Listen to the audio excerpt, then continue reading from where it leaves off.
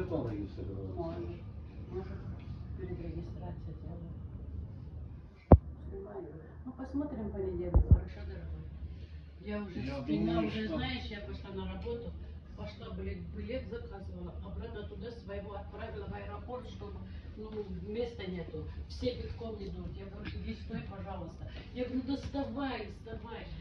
Оказывается, он не хотела ехать. Что ты мне раньше не сказал? Томасик, Зачем ты мне Томас. раньше не сказал? А сейчас в аэропорту ты мне говоришь. Мне так Томас. жалко стало потом. Хороший. Так а зачем деньги тратить? Сейчас туда, потом обратно.